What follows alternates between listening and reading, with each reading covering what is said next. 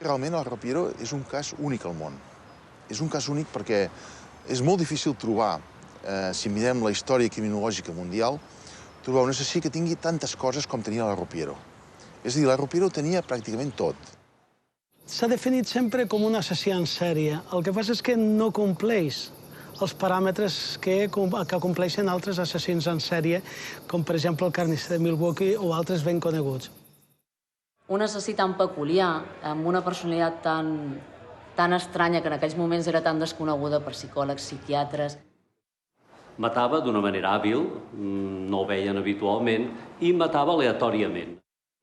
Aquí nos encontramos con una persona que sabe matar. No solamente que ha matado, seguirá matando. Si els crims els vos hi comès en un país anglosaxó, Estats Units o Anglaterra, vos he tingut diversos llibres. Y de pronto lo veo que me mira a mí a la cara y se le pone una cara diferente, una cara de criminal. Lo más horrible que de esa cara me acuerdo yo, lo más de bien. Una cara que ponía, ¿sabe? Que imponía. Se le veía la marvaga.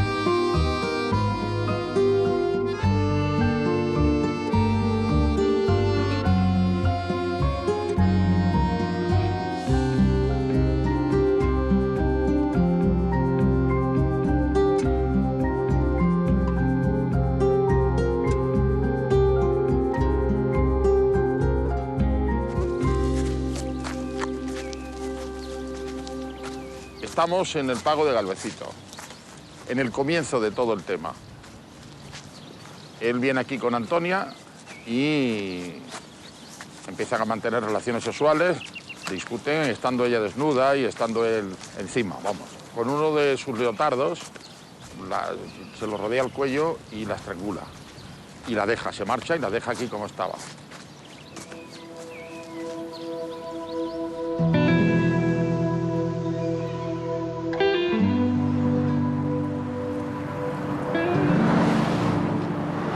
Yo estaba en el puerto de Santa María, pues yo llegué unos 3 o 4 años antes.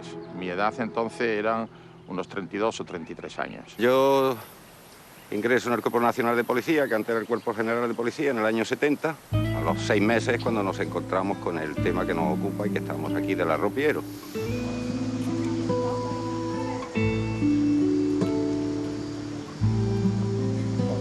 El dia 18 de gener de l'any 1971, l'Antònia va aparèixer morta amb un parany a les afores del puerto Santa María. Antonia era una chica que era conocida en el puerto. En su signo físico no había ningún rasgo que nos pudiera manifestar que ella padeciera una enfermedad y que fuese deficiente mental. Estábamos acostumbrados a que de vez en cuando desaparecía. Aquesta noia Antònia era coneguda en el puerto Santa María, sobretot perquè mantenia relacions sexuals amb molts camioneros que passaven per allà. El cert és que la Ropiero i aquesta noia es van fer molt amics i sortint a passejar. I la gent del poble els veien junts. La Ropiero, pràcticament, si mirem la seva vida, era una vida d'anar sol pel món, una vida d'aïllament, de soledat. En canvi, en aquest cas, es va vincular amb algú i va fer una certa amistat, una certa relació afectiva amb l'Antònia. Yo creo que este no fue nunca novio ni novia. Este intentó sacar algo de esta, intentó aprovecharse de ella.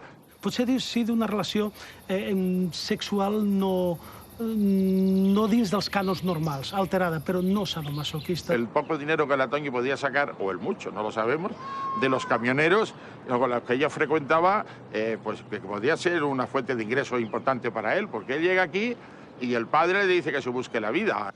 El seu pare venia a rope, que és una espècie de suc fet amb figues fermentades. I per això li va quedar el sobrenom de la Ropiero.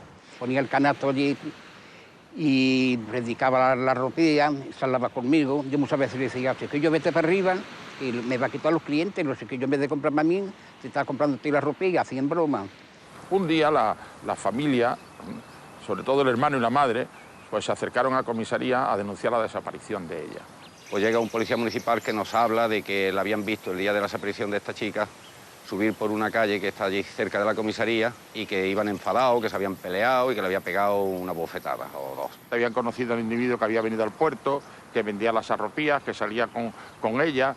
¿Y quién es esa persona? Entonces nos dijo que era el arropiero, era la primera vez que yo escuchaba ese nombre. Y dijimos los dos compañeros que estábamos allí de ir a buscarlo.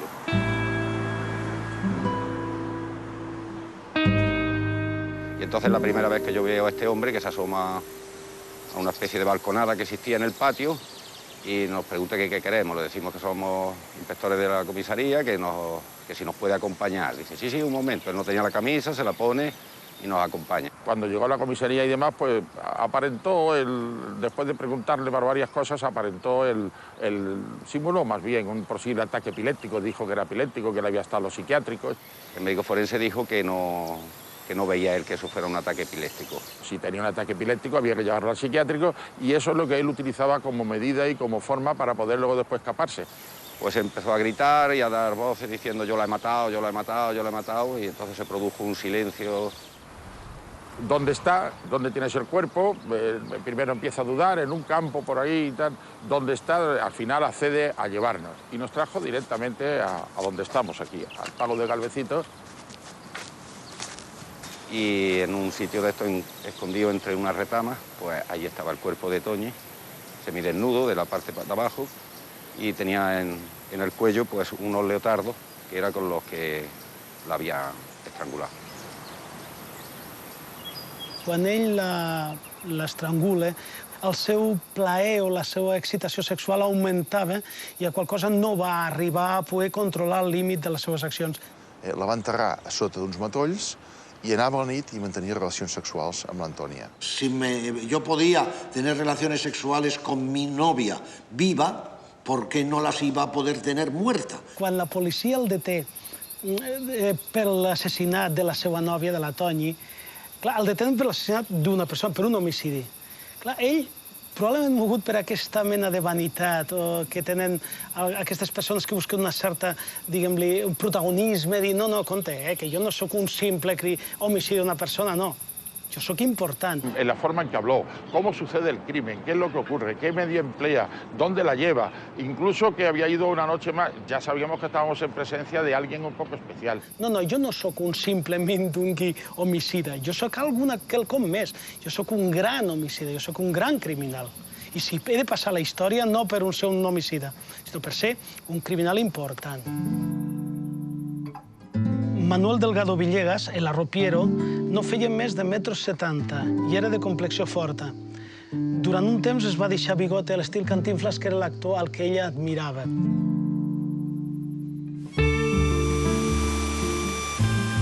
Va néixer a Sevilla un 25 de gener de 1943.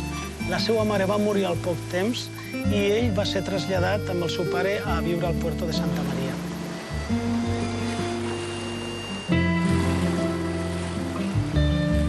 Joaquima, que és la germana de l'arropiero, de Manuel, potser és l'única persona que manté un cert lligam afectiu amb ell, doncs se'n va a Mataró a treballar de minyona i al cap d'un temps s'emporta tant a l'àvia com al propi Manuel a viure amb ella a Mataró. La seva infància, com he dit abans, es va caracteritzar per les carències econòmiques, les carències afectives, i va tenir que exercir la prostitució quan era molt jovenet. De manera que va adquirir una certa fama de xapero. L'arropiero ja, sembla que als 14-15 anys va començar a desaparèixer i van descobrir que estava a Puerto Santa Maria amb el pare, vull dir, amb una edat, un adolescent. Sabem, en principi, que el Manuel va tenir una infantesa violenta, és a dir, uns models d'educació absolutament patològics. El seu pare li va donar a viure amb uns familiars utilitzant la violència molt amb ell, i això sí que li marca un camí biogràfic. Va tenir bastants conflictes, sobretot dificultats escolars, falta d'assistència al col·legi. Era disléxico, tartamudeaba y aparentaba indudablemente desde un punto de vista físico, en el momento que alguien le veía por su forma de hablar, por su forma de interpretar las cosas y demás, pues aparentaba que podía ser un deficiente mental. Y entonces la gente lo tomaba por tonto. No.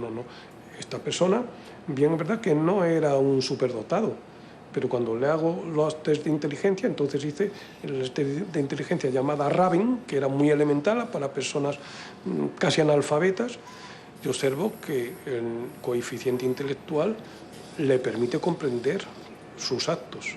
Era un hombre que si hubiera sabido leer bien, era un hombre que era capaz de coger este libro y mirar y leérselo y aprendérselo fotográficamente, sin comprender nada, però se lo aprendia. I allà a Mataró doncs, va ser com realment va començar a manifestar-se la seva personalitat. I sembla que també ell havia comentat, cosa molt freqüent a l'època, doncs que per treure uns diners en un moment de necessitat doncs havia donat sang.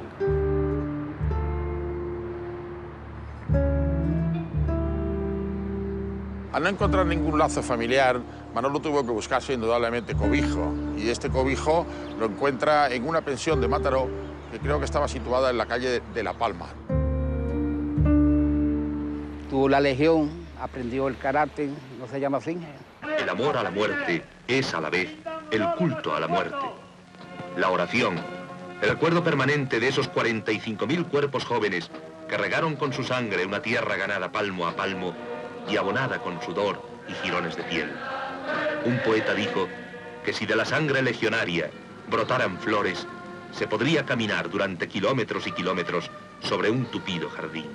A la legió va prendre el que es diu el golpe del legionario, que és que donant un cop aquí, a la 9, amb molta força, doncs es pot produir una mort instantània. Y aprendió a manejar armas, a manejar a tirar. També es va incrementar el seu consum de tòxics, prenia molt cannabis, prenia alcohol. En la Legió, que s'havia alistat a la Legió com voluntari, quan tenia 18 anys ja va començar a consumir la grifa. En aquella època doncs, tenia prop de 20 anys, va començar a manifestar-se els seus símptomes psicòtics, va començar a tenir deliris, al·lucinacions. De l'estada de la legió del Manuel Delgado, ell en parlava com un període que va durar poc i que no queda clar si va desertar o si va presentar algun tipus de crisis que van fer que li donguessin una exclusió, ¿no? Hombre, de la Legión lo sacan por cuestiones de tipo psiquiátrico, no lo sacan por nada más. O sea, la Legión, claro, no puede aguantar la disciplina de la red y empieza a hacer cosas raras. Ell anava vivint i anava trobant gent, i gent que li generaven conflictes, i eren gent completament variat, la seva procedència, inclús el tipus de relació amb el Manuel Delgado.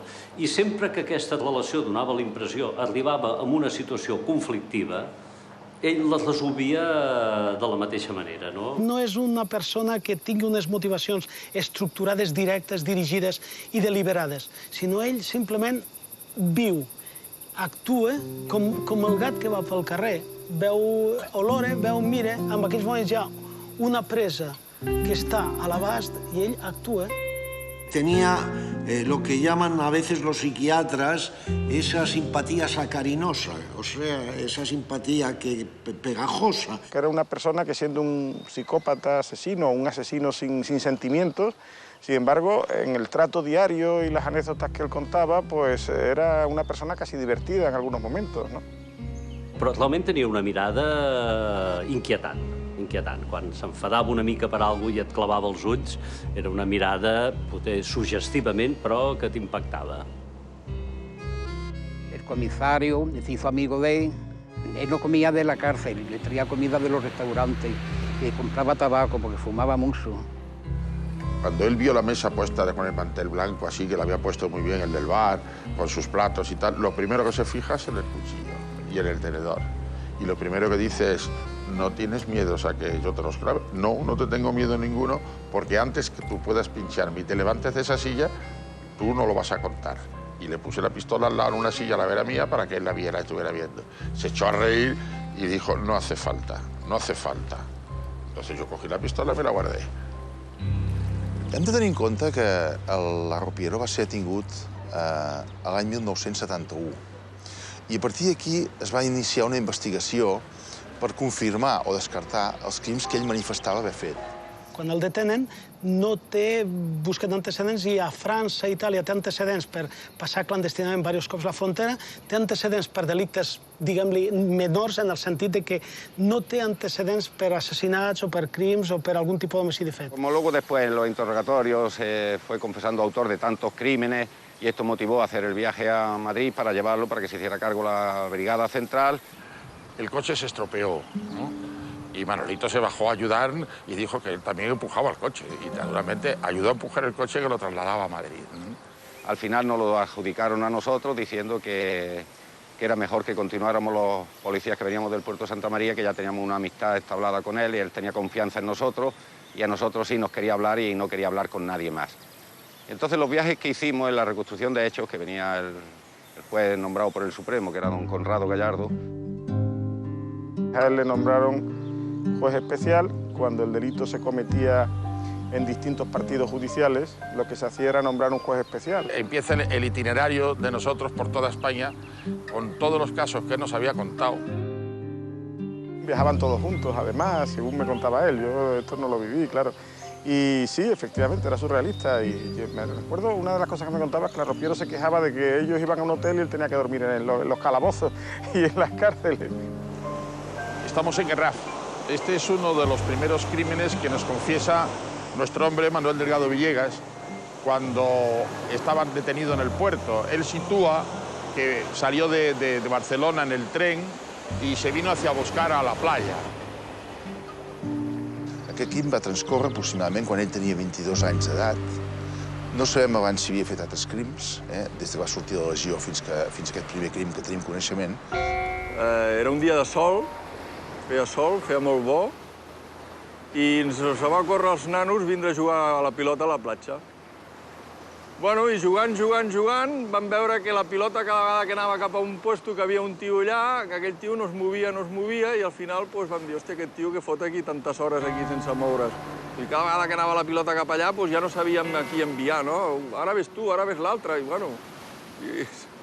Ja estàvem una miqueta, no sé, nosaltres no pensàvem que podia estar mort, però pensàvem, aquest tio, que és raríssim, o està borratxo o alguna cosa per l'estil, no?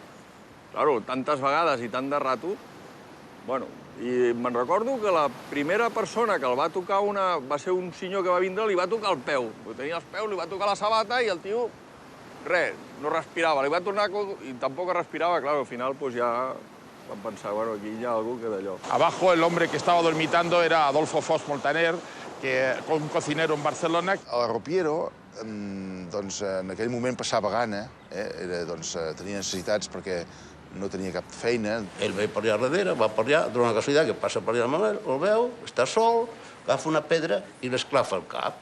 L'esclafa al cap sense cap remordiment. Aprovechando el giro y la fuerza que podía ejercer con su propio brazo, es cuando de un solo golpe le fractura el cráneo. Le saca la documentación y se marcha. Y tira la documentación en los túneles de Garraf.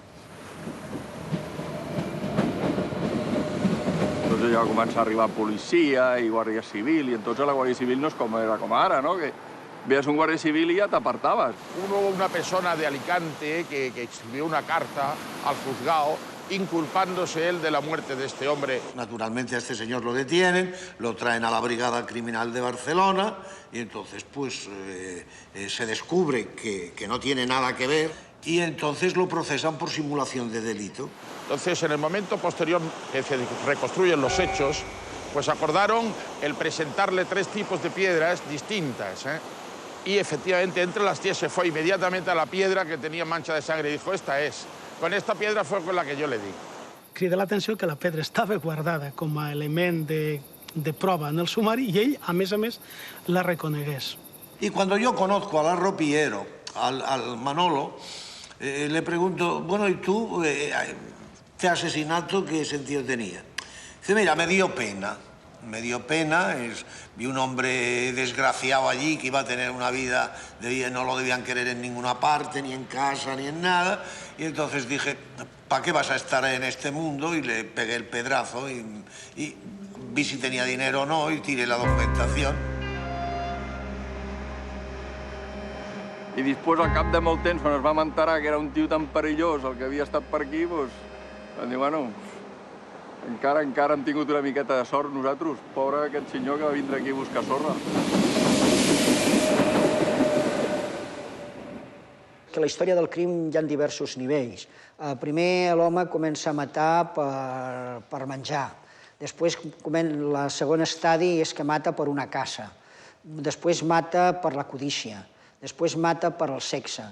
I últimament diu que estàvem entrant a la fase que l'home mataria per vanitat, per la sensació de l'obra ben feta. Una particularitat que realment crida l'atenció del Arrupiero és que entenia la seva carrera de crims com una recerca d'un Guinness, no? És a dir, soc jo el que soc el més important perquè tot això que fan aquests de les pel·lícules, aquests assassins en sèrie, això ho puc fer jo i, per tant, jo he de ser més valorat que aquestes persones. Bueno, fuimos a ver una película de Tony Curtis que se llamaba Estrangulador de Boston.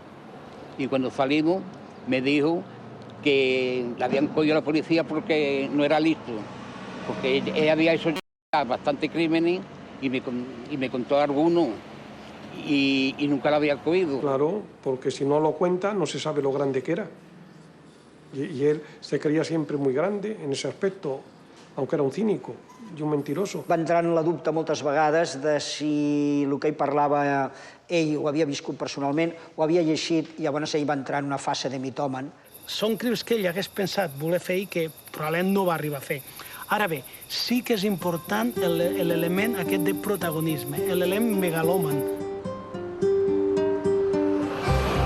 Cuando estuvimos haciendo la reconstrucción de los hechos de Garraf, en una de las curvas tenía puesta la radio y aparece la noticia de que habían detenido a un asesino mexicano, Martín Corona.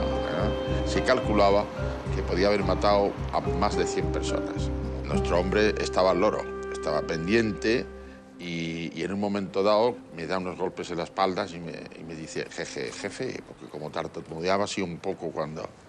Jefe, ¿por qué no me dejas 3 o 4 días suelto? Yo te prometo que vuelvo, no hay ningún problema, pero ese hijo de puta no mata más gente que yo.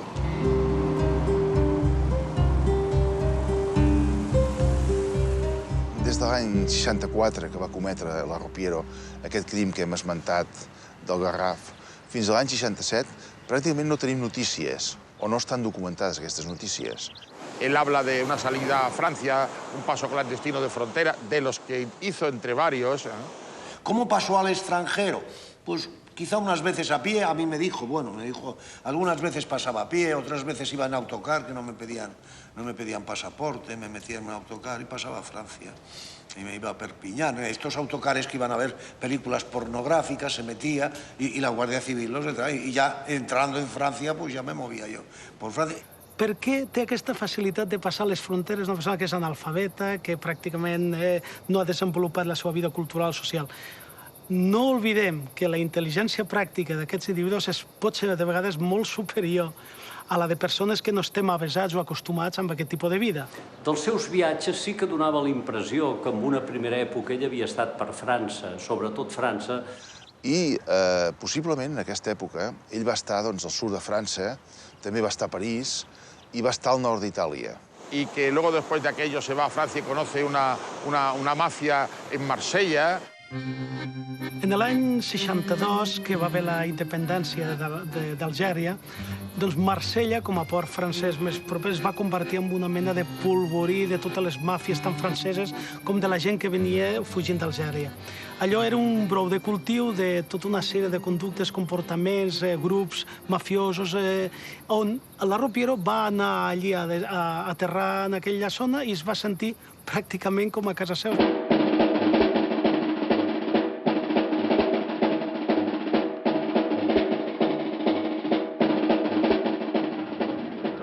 Ces images, c'est exceptionnellement que nous avons pu les filmer.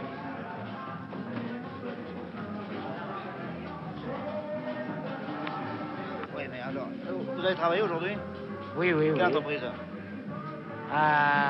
Y él nos cuenta cómo se enrola en ese grupo, cómo le encargan, junto con dos más, le encargan un asunto en el que tenía que liarse a tiros y le proporcionan una metralleta, así. Y yo dije, pero bueno, esto... Y con esa metralleta pues fueron a buscar gente de la mafia argelina y que por lo visto mataron a unos pocos.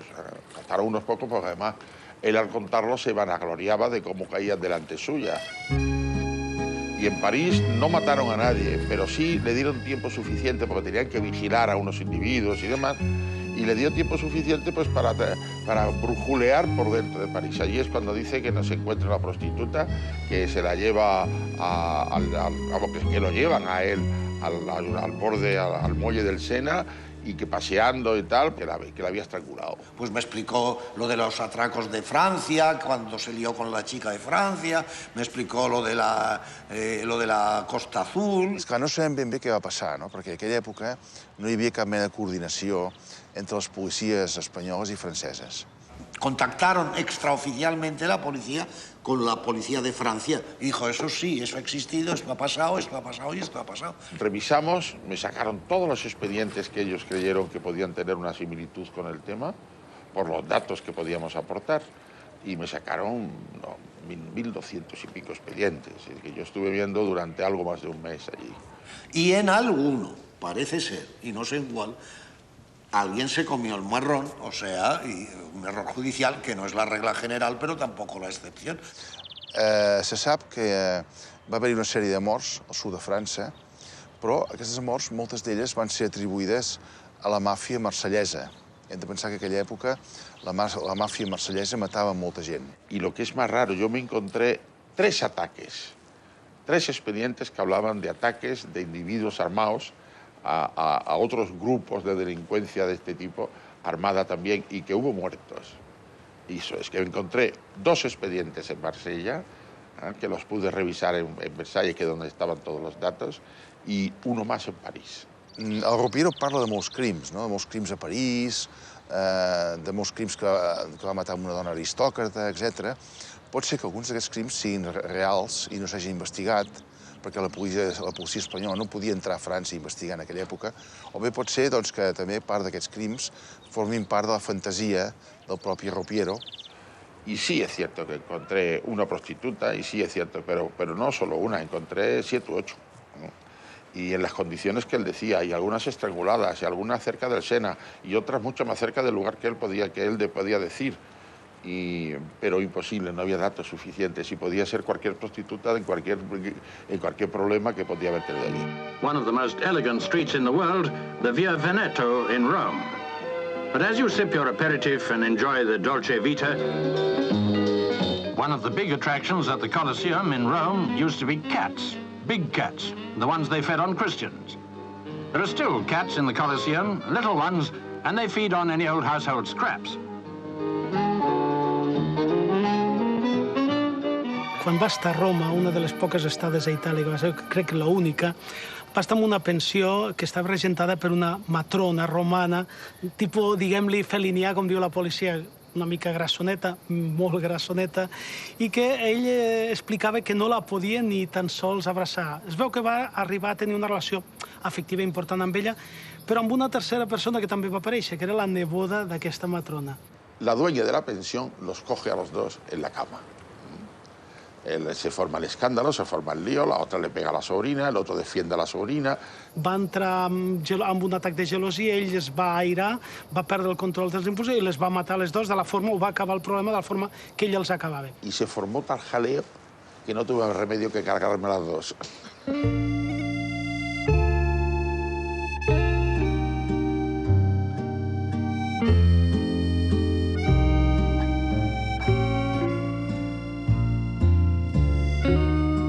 Pasaron muchas anécdotas, pues, de que llevarse las propinas de los bares cuando pagábamos, pedir la comida para los demás, de decir, no, te vas a comer esto, que esto está mejor. Él sabía pedir lo que quería y además la carne la pedía al punto. Y cuando manejaba los cubiertos, los manejaba como una persona con cierta habilidad. Esto chocaba indudablemente con lo otro, con esa falta de formación y con ese cuadro de persona que se ha criado en la calle y que su mundo está en la calle, ¿no?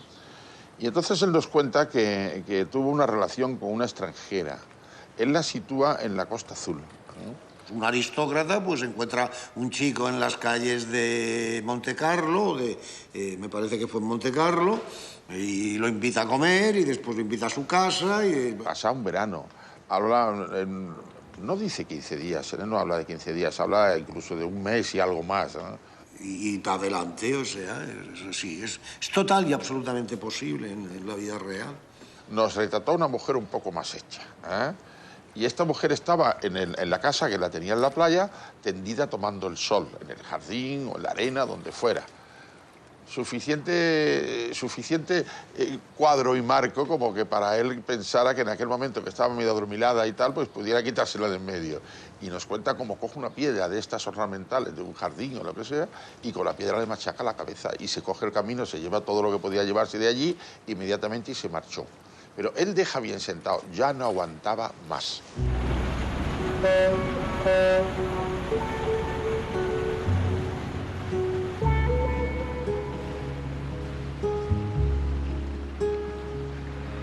Uno de los días que estábamos con él, sin preguntas y de forma espontánea, empezó a hablarnos de que él havia estat en Ibiza. En aquella Eivissa, en l'any 1967, que era la Eivissa dels hippies, la Eivissa on es prenien drogues, que era una forma d'esnovisme, sobretot de gent de les classes socials més altes o gent que volia fer,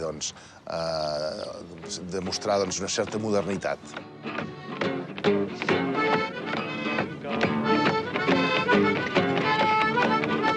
Estem en una illa com Eivissa en els anys 67-68, una illa que comença a estar de moda per certes cultures, hippies, beatniks, d'altres països, sobretot gent jove, que ve a Eivissa buscant una nova forma de vida, establir unes relacions diferents, és a dir, com una mena de paradís. Sí, en aquells moments, en els 60, el que cridava l'atenció d'Eivissa era venir aquí a consumir tripis, àcids. No centró bien el tema de dónde parte y cómo parte. Sí, el vehículo que utilizó sí estaba seguro de que era un barco, porque era la primera vez que hacía un viaje en un barco. Nunca había montado en avión. Ell va allà, doncs, bueno, el que deia, no? Ell arriba a Eivissa, suposo que devia anar de polizón. O, com deia una vegada abans, doncs, venia a la seva sant per treure uns cèntims i per poder-se moure. Que había estado saltando de bar en bar o de sitio en sitio, siempre alrededor del puerto, que eso sí que él lo daba como fijo, y en los pequeños bares y los pequeños clubs que había entonces en la isla. Logramos establecer un nexo de unión entre lo que nos interesaba. Entre estos bares, esa zona cerca del puerto, se hallaba el Lolas Club. Tenía fama de que se consumía y de que aquí se podía adquirir o por lo menos llegar a tocar la droga de entonces. Aquí es vivia un poc, aquí es recorden els 60 a Eivissa com l'època en què els hippies, els estrangers que venien per consumir àcids i altres drogues, varen posar a Eivissa en el mapa del món. Aquí, en este sitio, es donde solía estar, y aquella noche estaba, el chico americano, el Morton Abramovich, y aquí conoce a la chica francesa, a Margaret. Dos protagonistes que seran dins de la història de la Ropiera. Una és la Margaret, una noia francesa que demana diners a la seva mare, 400 francs per venir a Eivissa, intentar establir-se i veure quin tipus de vida seguirà. Paral·lelament apareix un jove neoyorquinès, Giles Morton, que estudia medicina, està a punt d'acabar medicina, està casat, però això no és una cosa tampoc massa important, i que apareix també a la illa buscant aquest mateix tipus de vida. Aquí entabló amistad o relación con la chica y los dos juntitos se fueron a Camplanas. Cogieron un taxi y se vinieron hacia acá. Consta en el sumario que subió y trepó por una ventana y se encaramó al techo. Había una claraboya, la levanta y se descuelga por una cuerda que estaba en el tejado. Decideixen, doncs, com era molt habitual en aquella època, potser fumar una mica de marihuana o establir uns contactes. Pel que sigui, no qualla una relació entre ells dos, el Giles Morton desapareix. Y dejó la puerta abierta y una casualidad que al poco pasó el ropiero y entró. Y cuando entró a la habitación estaba esa señora, estaba desnuda. Entra a la casa, mata a la noia, és a dir, li dona un cop, la ofegue. Su intención era robar algo. Pero cuando ella la vio en la cama y cuando la vio estirada y cuando la vio, pues entonces... La viola y després la mata perquè no digui res. Tenía una navajita encima y se dedica a hacer cortes en la espalda de la chica. Mancha aquello de sangre y demás. Encuentra un cubo de agua en la puerta, un cubo lleno de agua, de un pozo que está cercano. Y coge el agua y la lava el cadáver. Con aquello vuelve a salir y es el espacio de tiempo en el que se calcula que el chico americano se da cuenta que ha perdido su documentación y decide volver. Hace así y dice, el pasaporte se me ha caído arriba. Y vuelve a subir. Y cuando llega, se la encuentra muerta. Y entonces, al salir, que recoge el pasaporte, una vecina lo ve salir. Al día siguiente, incluso parece que se corta el pelo, cambia de ropa, en fin, intenta cambiar su imagen. Se'l va atendre en seguida, però és que el cas estava molt clar, vull dir, el pobre home havia vengut amb ella, tenia tots els punts per ser el principal sospitós. De fet, era normal, era evident i era bastant lògic que es pensés que era ell, que la Guàrdia Civil no tingués ningú dubte. Vull dir, ell havia vengut amb ella, s'havien anat a drogar junts, es havien conegut els dos a un bar, havien estat junts totes les nits i el dia següent apareix ella morta. I, a més, ell ha fugit del lloc, en el qual tenia tots els punts per ser-ho. I l'havien vist amb ella, el taxista els havia dut fins prop de sa casa, en el qual era 2 i 2 són 4. Aquest americà va estar 1 any i mig pres, en presó preventiva, va ser jutjat a l'audiència de Palma de Mallorca. Si en Ibiza, por un lado no lo defiende Octavio Pérez Victoria, y si por otro lado no es americano, posiblemente el de Ibiza hubiera sido condenado a 30 años e incluso a la posibilidad de ser condenado a muerte. No va quedar clar que fos un crim, que podia haver mort per les drogues que havia consumit, en el qual va estar 1 any quasi a presó, però després va quedar en llibertat, totalment absolt, perquè no hi havia proves ni que realment fos un crim, allò. Finalment va ser declarat innocent i no es va poder provar aquest crim fins anys després, quan es va detindre la Ropiero. En el desarrollo de las reconstrucciones de los hechos, nos tuvimos que trasladar con él a Ibiza a reconstruir efectivamente lo que aquí hoy ha sucedido. Él ya lo habíamos vestido, por decirlo así. Se había comprado un pantalón a capricho de él, además, un pantalón vaquero negro, con una especie de camiseta negra también y un sombrero negro. Y a alguien de los que íbamos con él, creo que fue a Manolo o a Domingo, se le ocurrió decir, pareces un boxeador. Y de vez en cuando nos regalaba con poses además de boxeo, sacando los puños fuera. Él llevaba poco a jugar, esa es la verdad.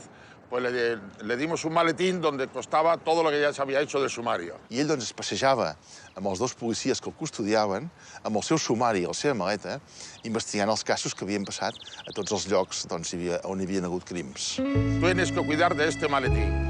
Esta es tu vida, Manolo. Le hicimos el viaje en avión, y además de hélice, y era la primera vez que se montaba en avión. Hubo bachecitos pequeños en principio, pero hubo un gran bache.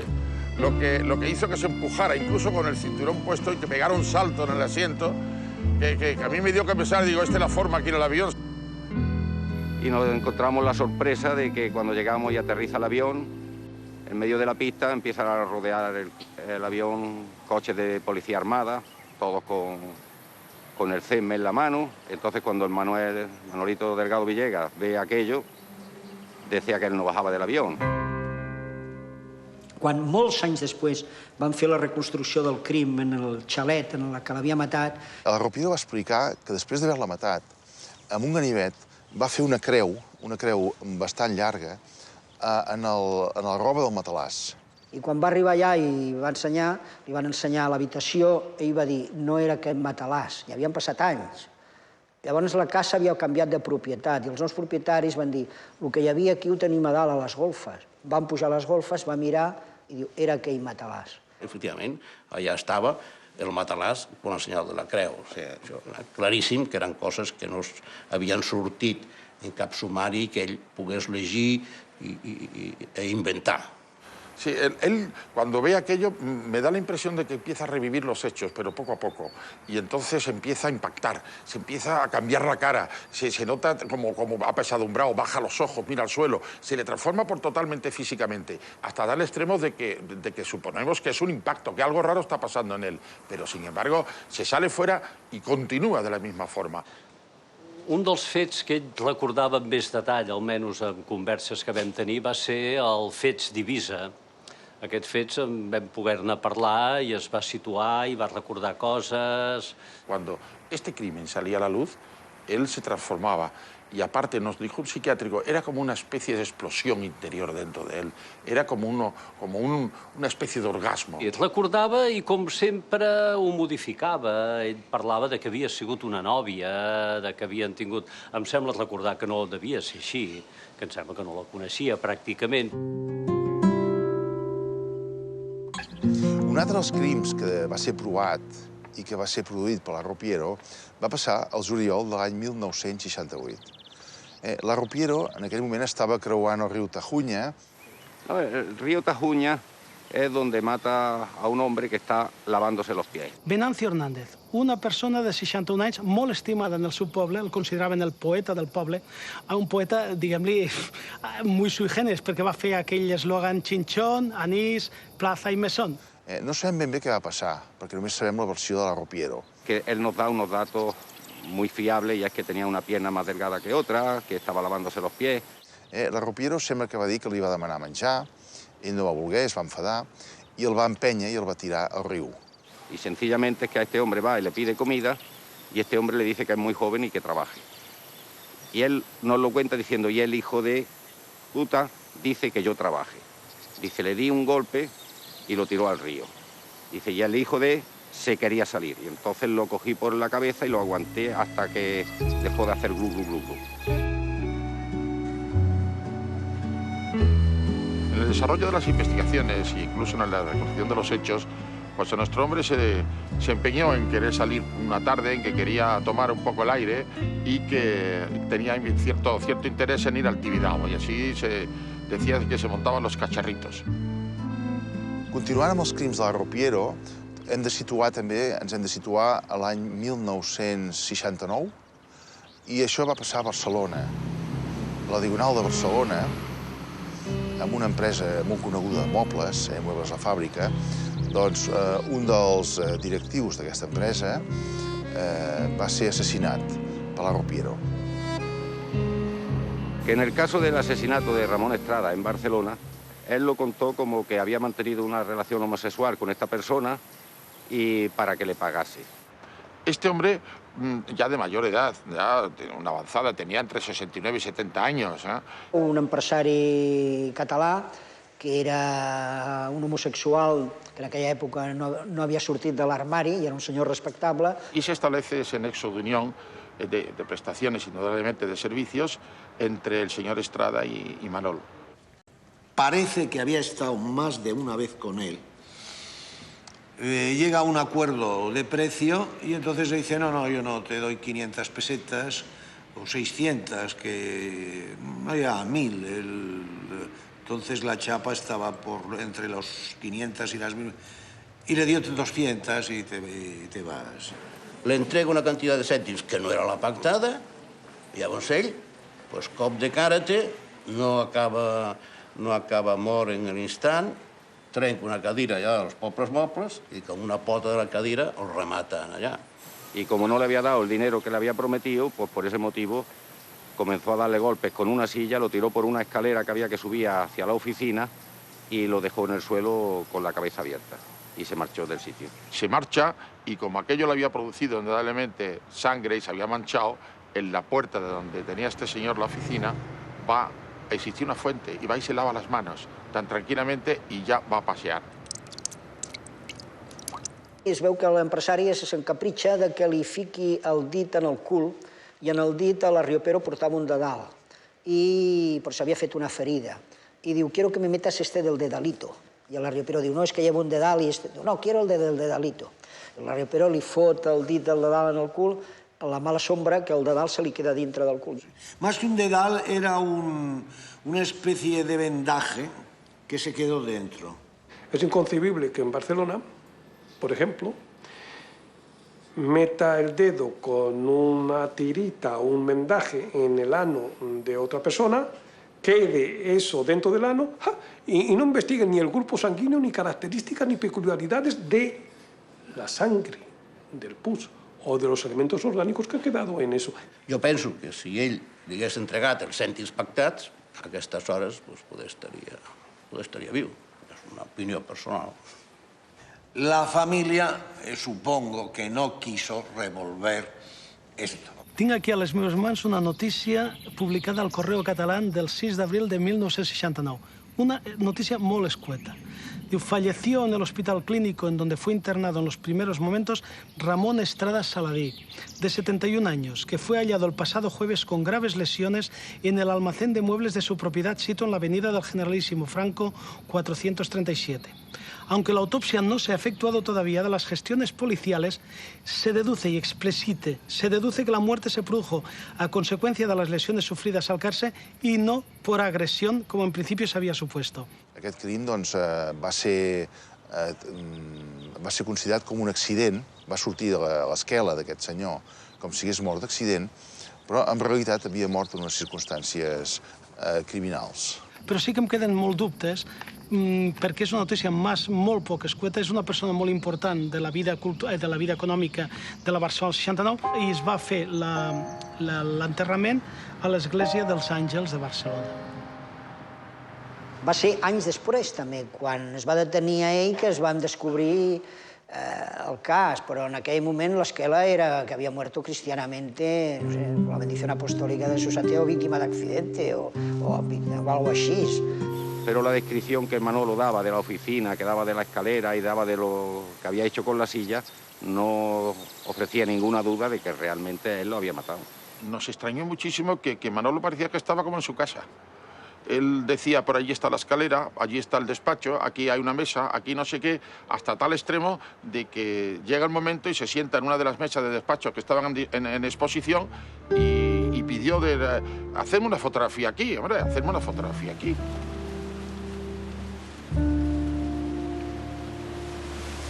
Manuel Delgado Villegas va venir a l'Hospital Psiquiàtric de Salt l'any 1969.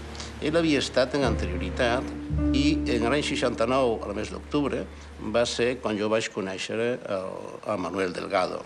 Va estar internat a l'Hospital Psiquiàtric per un període d'un mes i mig. Ell ja havia començat la seva carrera delictiva, ja feia anys, ell tenia llavors 26 anys. Manuel era una persona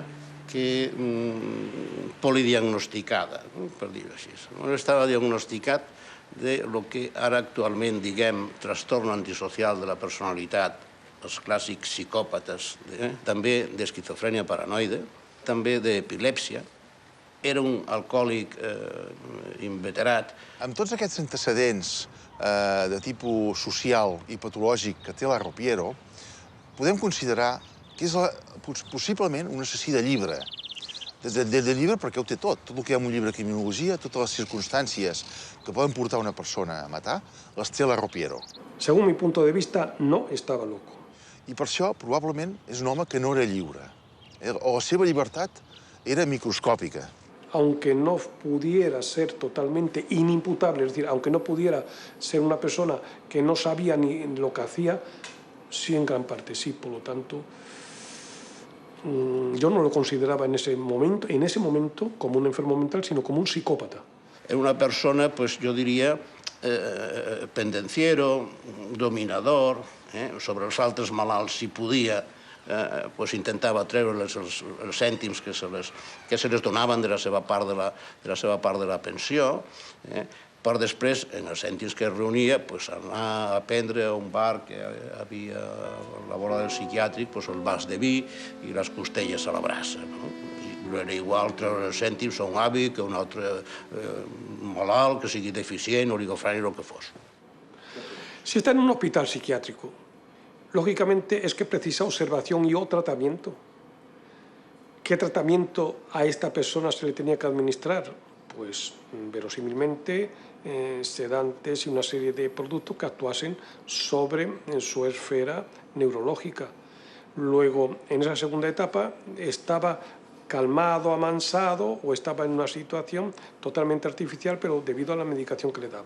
No, iban a quitarse el muerto de encima, que el tío permaneciera sedado durante todo el día y no diera que hacer, que no diera por culo, vamos. Estic segur que al llarg de la seva vida, després de passar per molts hospitals psiquiàtrics, per centres penitenciaris, que el més probable és que hagi tingut de rebre algun tractament electroconvulsiu.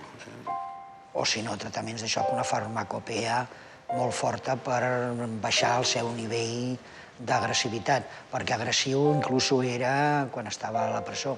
Sí, clar, en aquella època, a més, no teníem els medicaments que tenim avui dia per poder sedar i per poder contenir els malalts. Llavors, en aquella època, teníem uns quants medicaments de tipus neurolèptic que se les posaven. Aquí tradicionalment es deia posi una carga, o ponga una carga, le decíamos a las monjas, porque ya había monjas aquí al hospital. También hubo un problema con una monja el que casi la ataca y su intención era violarla. A una asistenta social que le atacó con un cuchillo en la mano. O sea, toda esta serie de circunstancias son difíciles de poder extrapolarlas a una situación en libertad. A vegades, quan venia, si venia del bar, venia de fora, venia begut, havia muntat una bronca, l'havia robat algú, doncs llavors què feien? Els ficaven al llit i se'ls posava una subjecció en cadenes, o sigui, autèntiques cadenes, en candaus, a mans i peus. I estaven com un Sant Crist allà al seu llit, lligats de mans i peus, el temps que fos necessari fins que passés les crisis d'agitació que podien tenir, i després, a mida que s'anaven controlant, ja es deixava anar, es soltava una mà, un peu, depenia una mica de com responguessin als tractaments. Lógicamente, en esa segunda etapa de sedantes o de determinados tratamientos psiquiátricos, obligadamente influye sobre su estado hormonal y digamos, van amansando a la fiera. Quan va marxar d'aquí, de l'Hospital Psiquiàtric de Salt, va ser quan va cometre un assassinat en la ciutat de Mataró. El entorno es Mataró, en el lugar donde en su día estuvo la riera en el que se cometió precisamente el crimen de Anastasia Borrella. Era una mujer ya entrada en años, ya había cumplido los 60, y trabajaba como cocinera en un bar. Una de las noches sale detrás de ella, la persigue, cuando pasa por el puente de la Torrentera, la empuja y la tira. Baja, en fin, le arranca las bragas y tiene relaciones sexuales con ellas en aquel momento. Se levanta, termina y se marcha.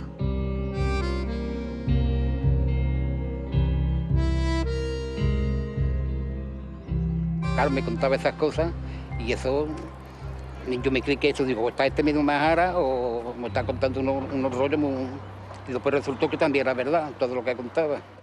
Llavors anava a la Rovira a les nits, la desenterrava i abusava sexualment d'ella. Aquesta conducta sexual, que és una conducta sexual desviada i patològica, podem dir que és una necrofília. Una persona que té una necrofília és una persona molt perillosa perquè el que vol és mantenir relacions sexuals amb cadàvers. Una persona no puede satisfacer, por ejemplo, una apetencia necrófila si no es ante un cadáver, como no vaya a un cementerio o a un velatorio. Claro, si él prueba la primera vez que lo tiene bien a su alcance matando a una persona, repite.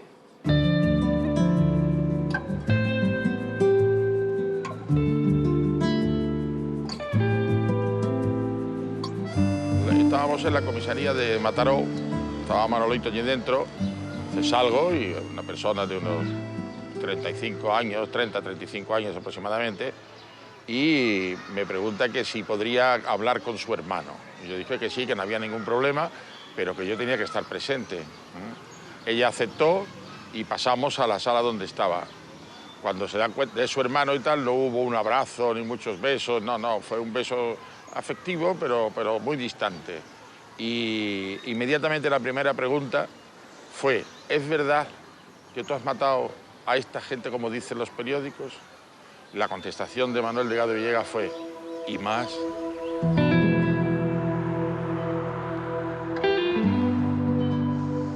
Era domingo, nos encontramos por el paseo, por el parque aquí del puerto, dejamos hablar y me dice, vamos a dar una vuelta por ahí.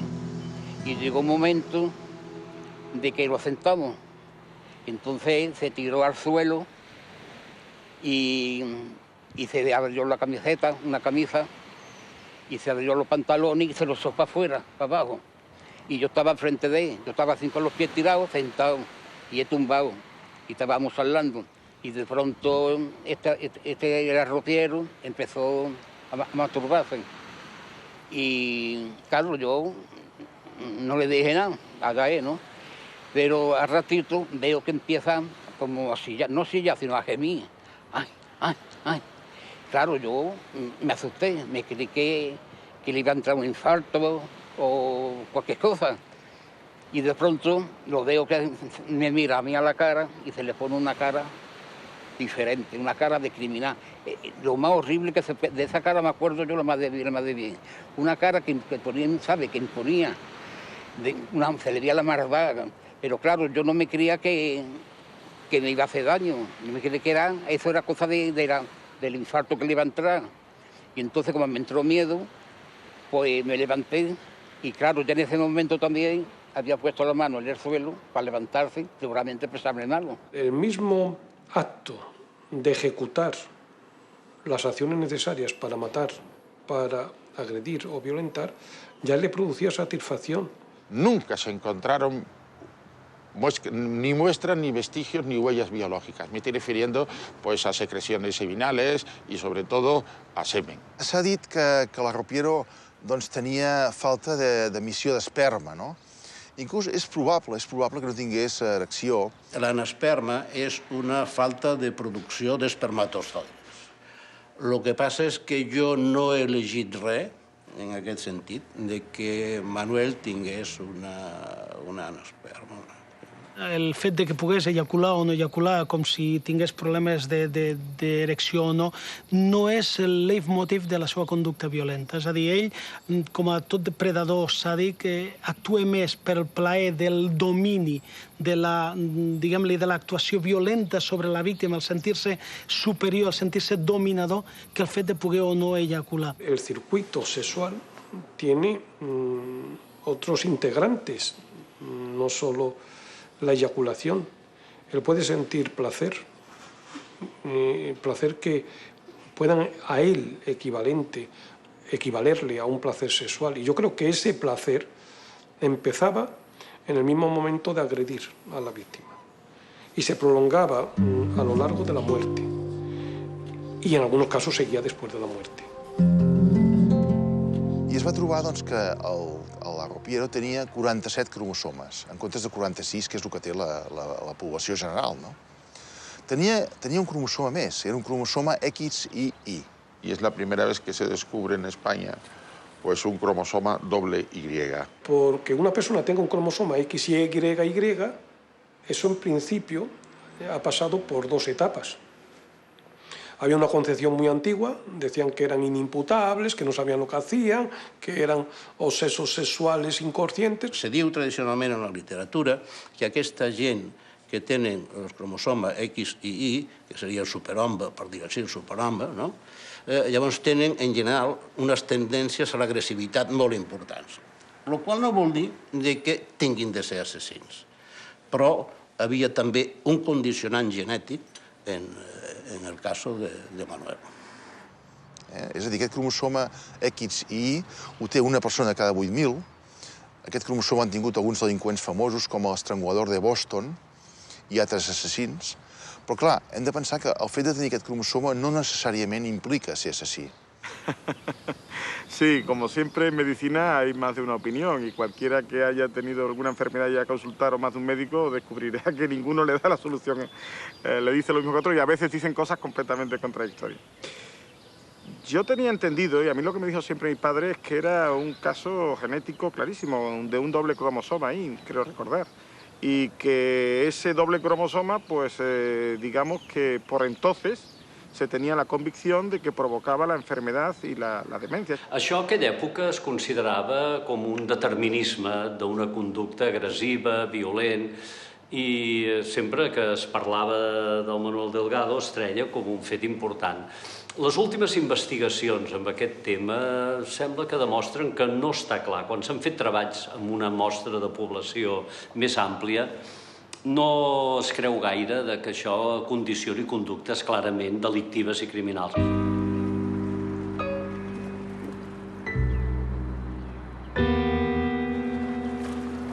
Continuant amb la carrera delictiva de la Ropiero, ens tenim que situar al desembre de l'any 1970.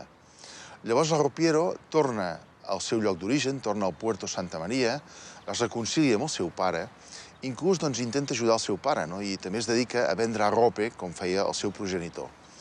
En aquest moment, quan arriba al Puerto Santa Maria, coneix amb un noi que es diu Francisco, que és un noi jove, delineant. Una persona muy normal, un chico estudiante de 24 años, buena gente, y no se sabía mucho más. Este chico nos lo denuncia la propia familia como que había dejado de aparecer por su casa en la mañana siguiente donde él salió por la noche. Y aquella misma noche fue cuando este ropiero mató a este muchacho, creo que se llamaba Francisco. Y se hicieron muchas gestiones para saber por qué era una desaparición extraña. Y a los, no recuerdo, 5 o 10 días apareció un cadáver flotando al bajar la pleamar. Apareció ahí en una especie de marismas que existen, un cadáver flotando. Y interviene en el tema el oficial de Marina, que estaba médico, que estaba de guardia. Cuando empezó a hacer la autopsia, pues, en fin, él tendía a significar que no encontraba cosas que le pudieran indicar otra cuestión y que podía cerrar la autopsia como una asfixia por inmersión. Y al final el hombre pues dijo que sí, que estaba completamente de acuerdo en que se trajese a un forense que le ayudaran a hacer la autopsia a él, puesto que él su especialidad no era medicina legal. Llego al cementerio, donde está el cadáver, y lo primero que observo la sangre. Las manchas de sangre. Digo, caramba, esto no es un ahogado. Era una forma especial de estrangulación. No era la típica estrangulación con las manos o con el lazo, sino era una estrangulación con brazo ante brazo. Cuando ya se detiene a Manuel Delgado Villegas, entonces él se confiesa autor de la muerte de la Antonia y ya contó él, de motus propio, contó este crimen. Decía que Francisco Marín le dio una atragantada. Y decía que después de todo eso se masturbó Francisco Marín. Imposible. En ese estado no se puede masturbar. La masturbación fue anterior. Que la madre se llevó a la pobre dos disgustos. Uno por la muerte de su hijo y otro que se enteró de que el muchacho era homosexual también. Dos de les seves víctimes, que són en Francisco Marín i la Toni, que va ser la seva nòvia, doncs vivien al mateix carrer. Vol dir això que hi havia un component fetichista amb el tipus de carrer al lloc? No ho sabem. Simplement que hi ha aquesta casualitat. Mi padre creo que llegó a terminar toda la investigación, es decir, reconstruyó todos los asesinatos que se pudieron reconstruir, evidentemente los que se hicieron más allá de la frontera en Francia, esos no se investigaron. Y algunos, sencillamente, creo recordar que me dijo que no había datos para investigarlos y que, total, con los que habían ya descubierto había más que suficiente para hacerse una idea del problema. Bueno, una vez que nosotros terminamos la investigación, que realmente no se terminó nunca, nosotros en uno de los viajes que hicimos en las reconstrucciones y volvimos, supuestamente teníamos que haber continuado con la investigación porque había muchos otros crímenes que se podían haber esclarecido, pero no sé por qué motivo, o decisión de la Audiencia Nacional o del Tribunal Supremo, aquello se mantuvo ya parado. Mi impresión es que a Manuel Delgado le dejaron en vía muerta muchos años antes. Cap família que tingués interès en fer una acusació particular, de manera que ningú el va acusar. Clar, era com si, bueno, ja està tancat, per almenys el problema està resolt perquè no estan al carrer, però no estava resolt. La presó Modelo va estar molt temps perdut, ningú es va preocupar d'ell. Fins que al final el fiscal, don Alejandro del Toro, va ser el que es va donar compte que hi havia aquest senyor, que estava pres allà, no sabia ni quina causa era, van tornar a veure quins crims havia comès i es van donar compte que aquest home es tenia que prendre alguna mesura penal contra ell. Se me viene del Toro aquí y me dice, ¿quieres sangre? Digo, ¿qué dices? Dice, si quieres un asunto con mucha sangre. Digo, dices que no vas a cobrar un duro. Digo, pero nos interesa. Y entonces me explica por encima el lío, instruía el juzgado 5, que lo había perdido el agente judicial y que lo había hundido, que hacía 3 años que habían descubierto esto por un congreso de fiscales en Valencia. Y esto va a ser un escándalo, esto que estábamos en el año 72, 73, principios del 73. El que va silenciar el cas va ser a partir de l'error judicial, per dir-ho d'alguna manera, de que el sumari es traspapelés durant anys aquí a l'audiència, fins que per casualitat, a través d'un funcionari de la presó, es va descobrir que hi havia un tio allà tancat des de feia 3 anys sense judici. Voy a Barcelona porque me habían dicho en el juzgado que estaba allí el sumario. Y se había perdido. Y fui yo el que tuve que remover para que se encontrase el sumario, que no se sabía ni dónde estaba y estaba perdido. Durante esos años ni existía Manuel Delgado para la justicia ni para nadie.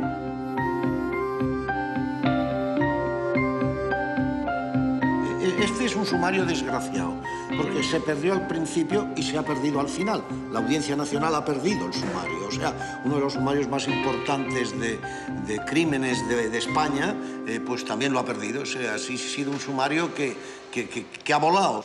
Y en esa época, pues, que se pierdan los papeles cuando había montañas de papeles en juzgados que estaban completamente desbordados, puede ser hasta cierto punto normal. Hoy día sigue pasando y estamos bastante mejor que en aquellas fechas. En aquells moments, tant la societat com l'administració de justícia, com inclús la medicina forense, es troba en un cas absolutament estrany. És a dir, un cas quasi inabordable. Ningú pot donar una veritable, una causa o un diagnòstic exacte de per què passa això, de com és aquesta persona, de com se pot actuar davant d'una persona o d'un element, diguem-ne, violent com aquest. Entonces, lo que ocurre es el gran problema que presenta el cómo se va a celebrar un juicio, en qué medios, con qué medios se disponen, quiénes van a ser los testigos, quién va a declarar, en qué estado está Manuel como para poder contestar a las preguntas que se le hagan. I quan ja va veure que no el juzgaven perquè tenir-lo sempre en presó, i a l'altre li anava dient, ¿pero qué? ¿Cuándo salgo? El abogado diu, tardarás. Diu, usted no es un abogado, usted es una mierda. Y la Audiencia Nacional, ni corta ni perezosa, el fiscal dice, este señor está loco, enajenado. En aquella época, para los delincuentes que se consideraban irresponsables, y está por visto un caso clarísimo de irresponsabilidad, no eran sometidos a juicio, sino que una vez que se determinaba al final de la instrucción, de la investigación del delito, que era una persona loca, irresponsable, pues automáticamente se le declaraba como tal y se le ingresaba indefinidamente en un psiquiatra. Era un juicio que nadie quería celebrar. O sea, era porque aquello hubiera sido verdaderamente aterrador para la Administración de Justicia, por un lado.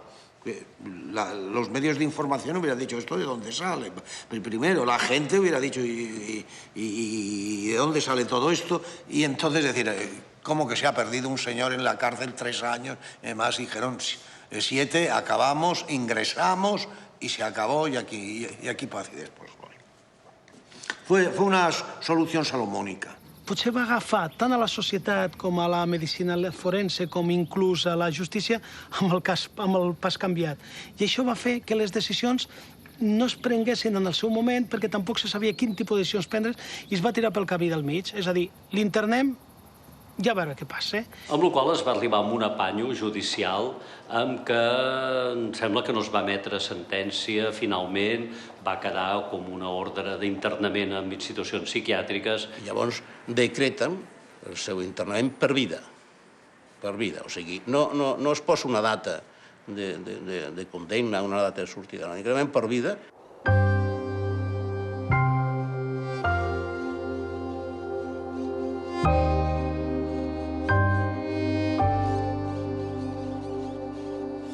El Manuel Delgado, que ens arriba a la clínica després de 20 anys d'estància en institucions penitenciàries, és una persona molt deteriorada, física i mentalment.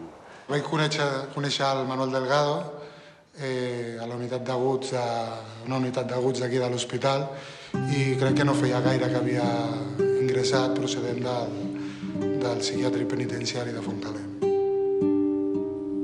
Pràcticament és impossible tenir una conversa coherent amb ell, hi ha fallos de memòria amnèsics importants, i hi ha una postura per part d'ell també que no acabem d'entendre, d'ocultació de la seva personalitat. Ell parla de que és un mecànic d'avions que ha viscut a Alemanya, que ha tingut 7 o 11 fills amb una sueca.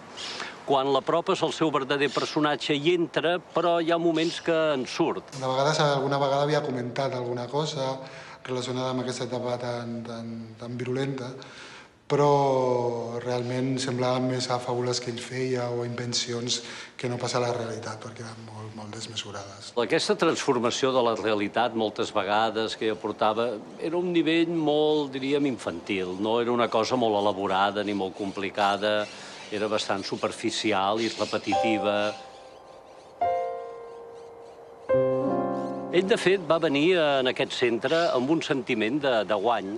Aquí tenia més llibertat, podia passejar pels jardins, la família venien molt sovint a veure'l. I solament ha hagut un oasi d'afectivitat, que és la seva germana, que s'ha mantingut, ha estat l'únic vincle de fidelitat, vincle d'afectivitat, que ha mantingut aquesta espurna de petita humanitat que encara li quedava al Manuel Villegas. L'única persona que l'anava a veure era una germana, que li portava tabaco, continuava fumant com un boig. Les coses que cridaven més l'atenció d'ell doncs era aquestes ganes de fumar tan compulsives que tenia, malgrat que tenia un problema de salut respiratori important. Aquí se li restringia, però agafava borilles del terra, estava fumant, negociava amb altres pacients constantment. Era una verdadera obsessió, i era un fumador de diversos paquets diaris. I que això era el que li provocava moltes vegades l'haver d'anar a Can Ruti a ingressar per aquest problema de disnea i d'ofegament que presentava. Si se li hagués fet l'autòpsia, haguéssim trobat uns pulmons absolutament antracòtics amb una capacitat, inclús no solament rígid, sinó que la capacitat que tenen d'intercanvi pulmonar, d'intercanvi gaseós, és pràcticament nul·la. Al primer informe, curiosament, parlaven del trasllat d'aquesta persona afegint la coletilla que se li suposen 23 assassinats, el qual va provocar aquesta reacció inicialment de rebuig o de precaució. Però sí, ho feien constar, però també feien constar que la perillositat havia desaparegut donat l'evolució en tots aspectes de la persona. Depèn de les medicacions que le dieran, porque lo debieron moler a medicaciones y a electroshocks, pues el hombre tiene esa enfermedad, no sé qué médico me lo dijo, que tuvo la Rita Hayworth, que es el envejecimiento prematuro.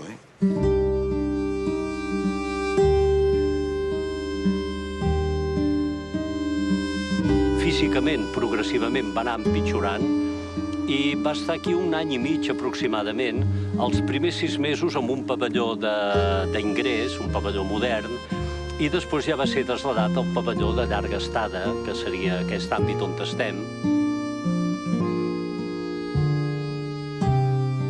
De fet, estava molt envellit i quan a l'ingressar vam veure l'edat sorprenia una mica.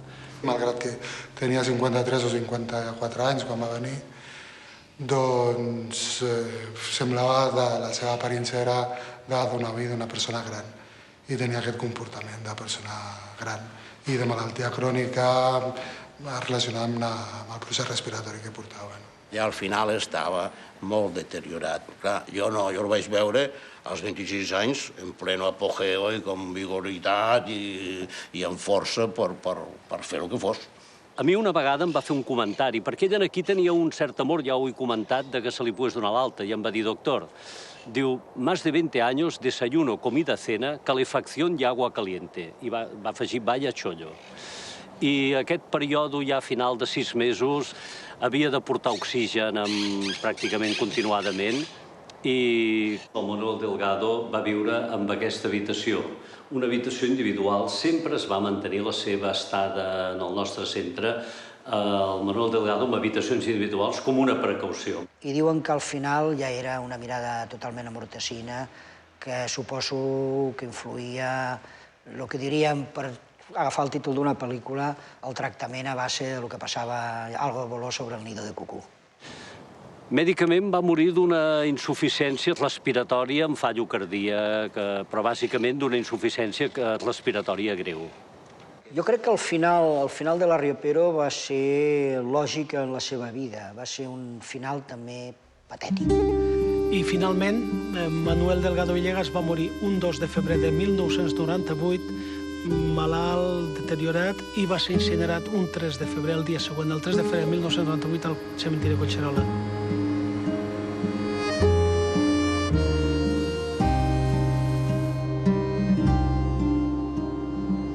I les seves cendres desconec exactament què es va fer amb elles. Yo realmente sí creo que Manolo Delgado Villegas sí pudo cometer 40 o 50 o 60, no sé cuántos, porque el número es impreciso. Llegamos a contar 44. Yo sí creo en la policía. Puede haber un sesgo, puede haber un porcentaje, el que sea, 5 o 10% que no, pero yo sí creo que hay varios, que sí. Hi ha gent que està convençuda de que el va fer fins als 47 o 48. Muchos. Si no son 48, pues aunque sean 30 son muchos, o sea, no sé. Pero que cometió crímenes extranjeros, muchos, o sea, muchos. Y que alguien se ha comido alguna prisión por este señor, o sea, esto estoy completamente seguro. Fue probablemente el asesino en serie mayor de la historia de España. Yo creo que uno de los grandes de la historia en general, ¿no? La pena que mata a una mujer, pues no me gusta. La mujer te pare, te mantiene, te enseña una educación, una cultura, y el hombre que te va a enseñar.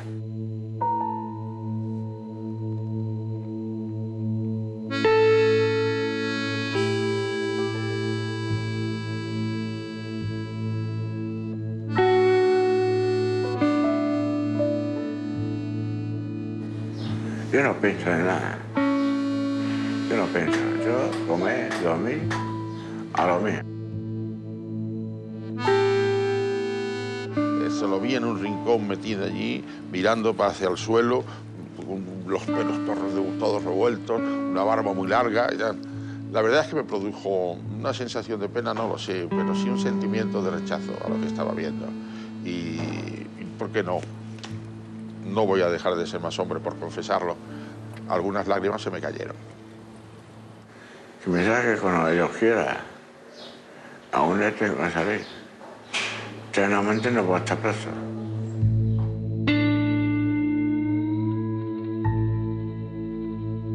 El hombre que piensa mucho se vuelve más ara. Todo lo que estamos viendo es un sueño. Un sueño es una pesadilla. Nada. Y con ese sueño, pesadilla, si cabe, poseemos ceniza.